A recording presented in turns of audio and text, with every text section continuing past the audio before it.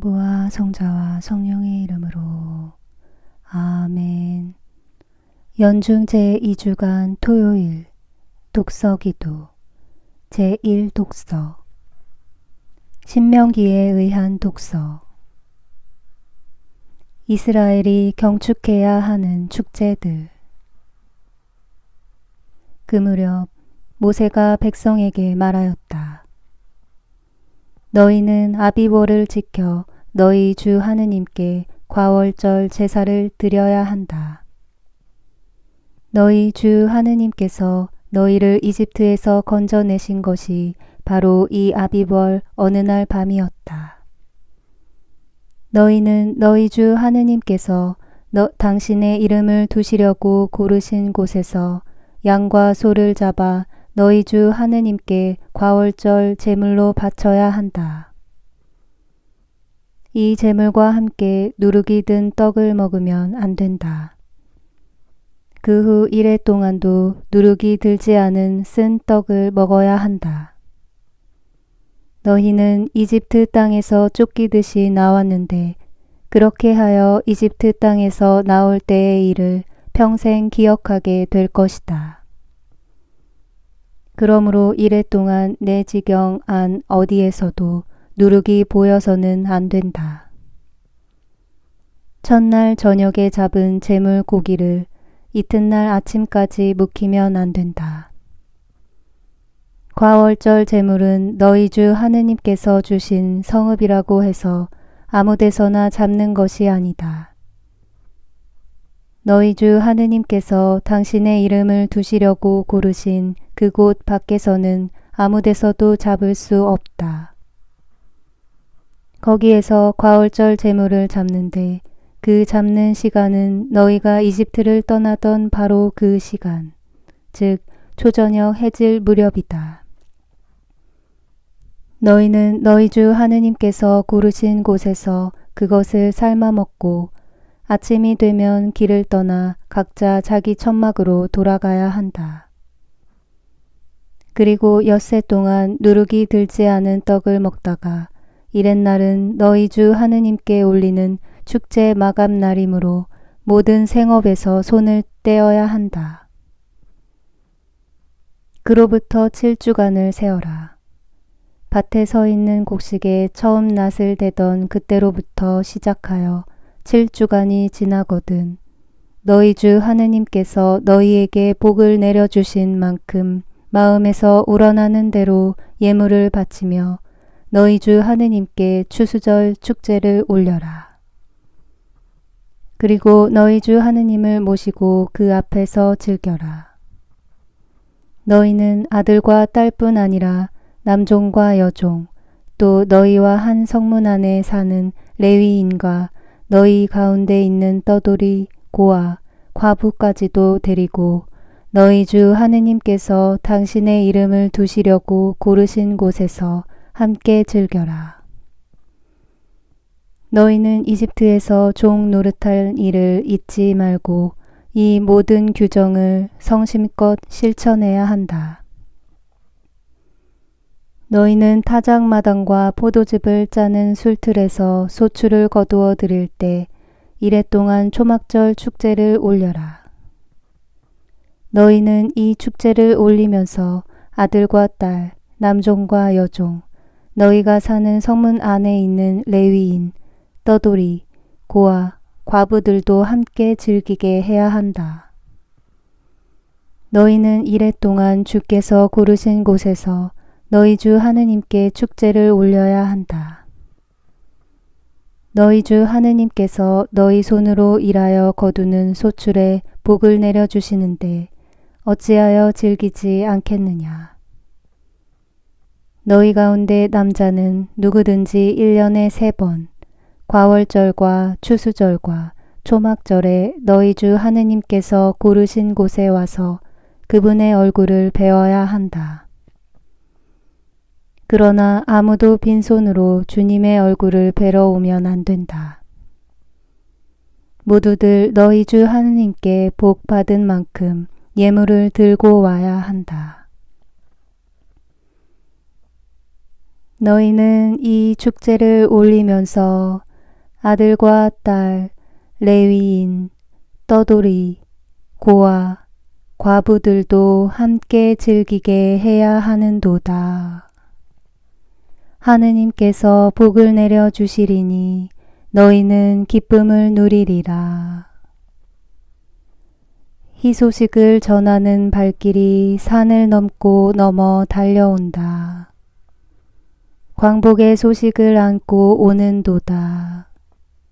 유다야, 축제를 마련하여라. 하느님께서. 제2독서 성 이레네오 주교의 이단자를 거슬러 해서 교회의 순수한 재물 봉헌. 주님이 온 세상을 통하여 바치라고 명하신 교회의 재물 봉헌은 하느님께서 보시기에 순수하고 마음에 드시는 재물입니다. 그러나 하느님께서는 우리가 바치는 재물을 필요로 하시는 것이 아닙니다. 하느님께서 재물을 받아들이실 때 그것은 재물을 바치는 사람에게 영광이 됩니다. 왕에게 무슨 재물을 바치면 그것은 우리가 그에 대해 지니는 공경심과 사랑의 표시가 됩니다. 주님은 우리에게 순수하고 정결한 마음으로 재물을 바치라고 권고하셨습니다. 제단에 예물을 드리려 할 때 너에게 원한을 품고 있는 형제가 생각나거든 그 예물을 제단 앞에 두고 먼저 그를 찾아가 화해하고 나서 돌아와 예물을 드려라. 모세가 아무도 너희 주 하느님 앞에 빈손으로 나오지 말아라 고 말했듯이 사람은 피조물의 맛배들을 하느님께 바쳐야 합니다. 이렇게 사람이 하느님에게서 거저 받은 것을 다시 그분께 되돌려 드릴 때 하느님께 대한 공경심을 표시하여 그분으로부터 나오는 영예를 받는 것입니다. 하느님께서 거부하신 제사는 없습니다. 제사는 항상 있어 왔습니다. 옛적에도 있었고 지금도 있습니다. 유다인들 가운데서도 있었고 교회 안에서도 있었습니다. 하느님께서는 두 가지 제사를 기꺼이 받아들이십니다. 그렇다고 두 가지 제사가 똑같은 제사라는 말은 아닙니다. 옛적의 제사는 죄의 상태에 빠진 사람들이 바친 제사이고 지금의 제사는 자유인들이 바치는 제사입니다. 두 가지 제사를 받아들이시는 분은 동일한 주님이시지만 종이 바치는 제사와 자유인이 바치는 제사는 각각의 특성을 지니고 있습니다. 자유인은 바치는 그 제사의 성격을 통하여 자신들이 누리는 자유의 표시를 드러내줍니다. 하느님 앞에서 무가치하고 무의미한 것은 아무것도 없습니다. 옛 유다인들은 자기 소출의 10분의 1만을 하느님께 바쳤습니다.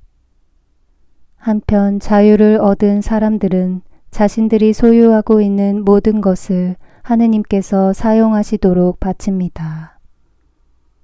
하느님께서 백갑절로 갚아주신다는 것을 믿으면서 가장 소중한 것을 기쁘고도 자유스러운 마음으로 바칩니다.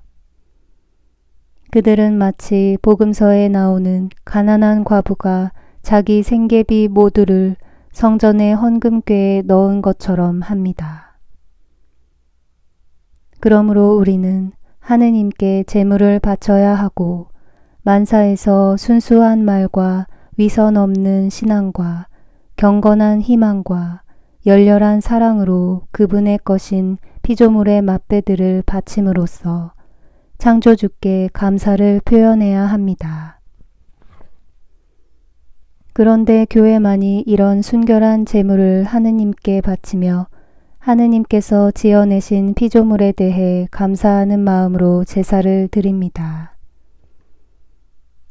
우리는 하느님께 제사를 바칠 때 그분께 속하는 것을 바치는 것이고, 이렇게 함으로써 우리는 그분과 우리 간의 친교와 일치를 전하고 영과 육의 부활을 고백합니다.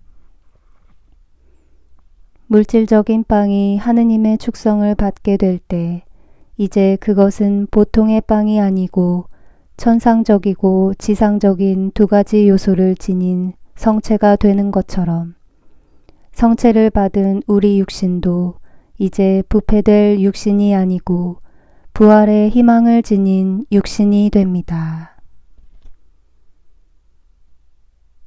율법은 장차 나타날 좋은 것들의 그림자일 뿐이고 실제가 아니기 때문에 해마다 계속해서 같은 희생 제물을 드려도 그것을 가지고 하느님 앞에 나아가는 사람들을 완전하게 할 수는 없도다. 그리스도께서는 단 한 번 당신 자신을 바치심으로써 거룩하게 만드신 사람들을 영원히 완전하게 해주셨도다. 그리스도께서는 우리를 사랑하신 나머지 우리를 위하여 당신 자신을 바치셔서 하느님 앞에 향기로운 예물과 희생 제물이 되셨도다. 그리스도께서는 기도합시다. 천상 천하를 다 같이 다스리시는 전능하시고 영원하신 천주여, 당신 백성의 간구를 인자로이 들으시고 우리 시대에 당신의 평화를 주소서. 성부와 성령과 함께 천주로서 영원히 살아계시며 다스리시는 성자 우리 주 예수 그리스도를 통하여 비나이다. 아멘.